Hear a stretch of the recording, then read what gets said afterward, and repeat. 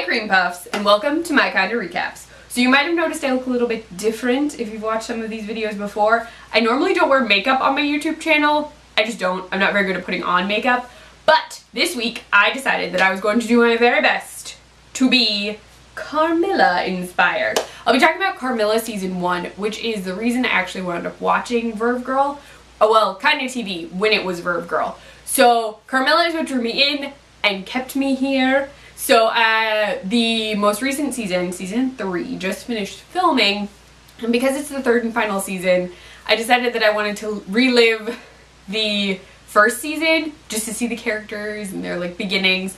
So this week I'll be recapping all of season 1 for you. So this is when we get to meet everybody for the very first time. So Laura has gone to Silas University and she's making this project for her journalism class. So she's recording just whatever she's doing in her room. Her roommate Betty comes in and wants to go to a party. And so Betty is a party girl. The two of them wind up going to a party. But in the morning, when Laura goes to wake her up, Betty is gone. Then she finds this card on the floor. It's literally a multiple choice card that looks like it's covered in Velveeta cheese that says Betty is gone and that Laura will be getting a new roommate.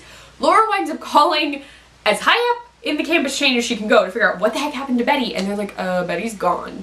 Just gone. She's like, it's crazy. People don't just leave at 2 o'clock in the morning from college. It doesn't just happen. So Laura has decided that she's going to find out what happened to Betty.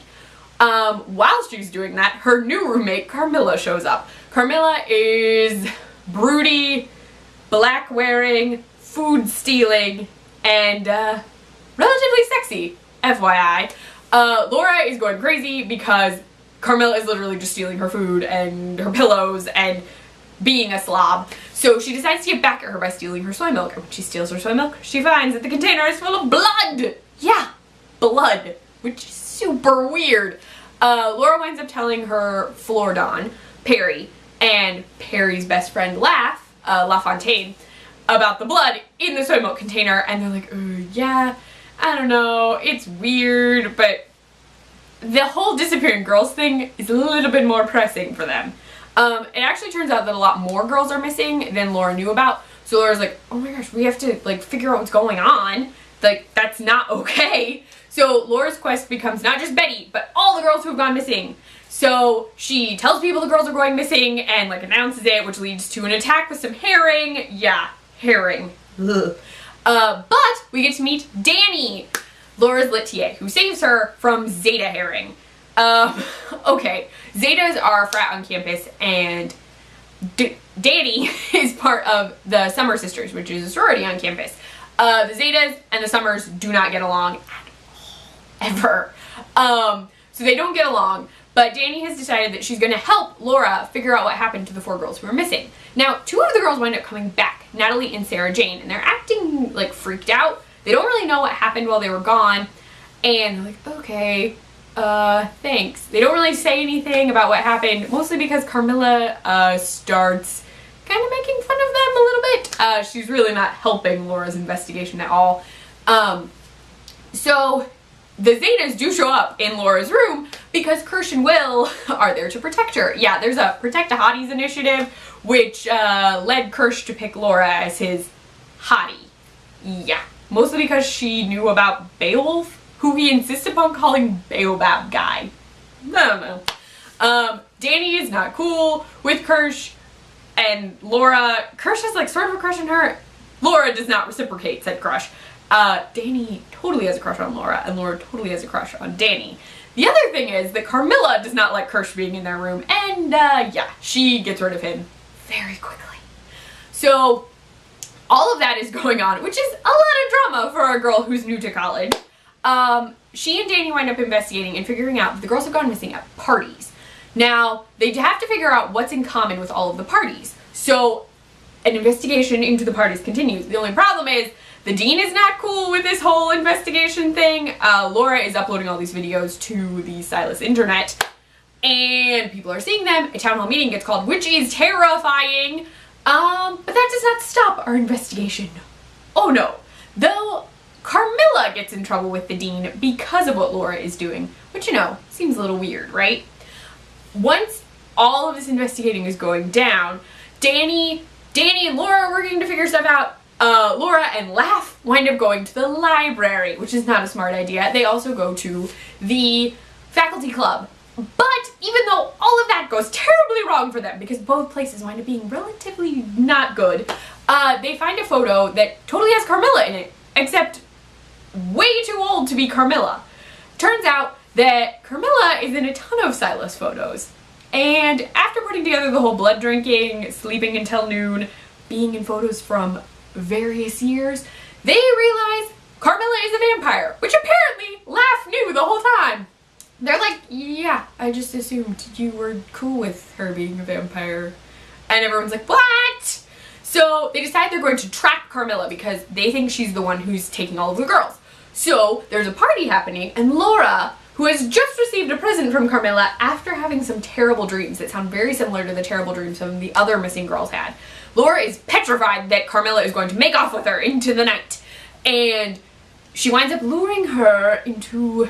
She's going to take Carmilla to the party, she thinks, until Carmilla shows up in the room with fancy champagne, and the two of them seem to be having a very lovely night together. Until Laura and her friends tie Carmilla to a chair. Yep, they capture Carmilla. Will winds up breaking his collarbone because they get the Zetas involved. But after catching Carmilla, they hear a high-pitched female scream, and Kirsch runs in and says that Natalie is gone and Sarah Jane is dead. Yeah! But it couldn't have been Carmilla because she's tied to a chair in the dorm room. They keep Carmilla tied up for a while in an attempt to get information out of her. She refuses to talk until she has a not having blood seizure. After she has that seizure, Laura gives her blood, then Carmilla winds up telling her everything. That she hasn't been stealing the girls, but she used to be a lure for her mother, who is the dean. Apparently, the dean takes girls every 20 years or so and feeds them to something. Carmilla doesn't know and insists that there's no way her mother ever would have told her what was going on. But now they know that the dean is behind all of this. So Carmilla is still tied up for a while. Will shows up and they learn Will is a vampire because he tries to help. Well, he helped Carmilla escape, but he totally wants to kill Laura. Yeah, not okay. Laura and Carmilla are sort of falling in love. Their feelings for each other are getting stronger, but something awful happens and Laugh disappears. Well, when Laugh disappears, Perry loses it. She is afraid that Laugh is going to think that she hates her. The two of them got into a fight before Laugh disappeared about Laugh's preferred pronouns and Laugh's identity. Laugh had previously gone by the name Susan and used she, her pronouns, but now wants to go by the name Laugh and wants to use they, them pronouns, which Perry is having a difficult time dealing with. But Laugh disappears. They have no idea what happened to Laugh. They're trying to figure out what happened. Laura and Danny are fighting because of the Carmilla situation, and everything is just not great. They figure out that the thing that's taking these girls is a giant monster beast with a light, because this light is very important. Laura is still having nightmares about a girl named Elle, which is also the name of Carmilla's first love. Carmilla has a wonderful backstory that I'm not going to share completely with you because I really do want you to go watch the show. But Laugh magically reappears and they're like, oh my god, where were you? And Laugh's like, I don't know. But Laugh recorded it and they figure out that all of this is to feed a beast for something. But Laugh starts losing her mind like all of the other girls and gets fixated on the party. Yeah. Apparently the monster eats party girls. The only thing that can kill this thing is a ridiculously difficult to get sword that Carmilla can get. The problem is Carmilla could get the sword, but her mother uses Laura and winds up telling Carmilla that if she tries to stop her, she'll get rid of Laura. Like, Laura will be dead. Carmilla doesn't want Laura to die. She basically says, I'm not going to do anything, fine. But when Laura goes after the monster anyway, Carmilla decides to do something ridiculously heroic, finds the sword, goes to save Laura, and then they think Carmilla is dead. They're devastated. Carmilla is not in a few episodes, and then something wonderful happens. And after everyone has lost hope, Carmilla magically reappears. There's a huge explanation as to why she survived, because just being a vampire does not save you from everything, but it's very sweet. a super touching scene happens that involves more than just waltzing, although the waltzing is very nice. And then crazy things happen and everyone is on the run. Yeah. Well, Laugh, Perry, Carmilla, and Laura wind up on the run, and you find out more about that in the Christmas special, which I'm not talking about in this episode. I'm gonna do a special Christmas only, like mini, My Kinda Recaps. So Carmilla season 1 is wonderful. It's early, you can tell they're still getting used to the whole web series process, but it's great to watch because it's the introduction of the characters. Everyone is so fresh and new and sweet. So you should definitely actually watch it and not just my recap, because I cannot be as gorgeously attractive as Natasha Negovanlis, nor can I be as plucky and determined as Elise Bauman. I can't be as cool as any of them, just FYI, even if I want to try. I will link season 1 down below. You should definitely watch it right now and then tell me what you think, because I am working on a Carmilla project for the Nerdy Girl Express. I want to know what you love about Carmilla. You can leave it in the comments to this video, or you can find the article. I'll link that here too, where I give all the details about what I'm doing for this project. You can find that on the nerdygirlexpress.com. You can find me on Twitter at ClefNotes, on my blog, clefnotes.wordpress.com. Oh goodness.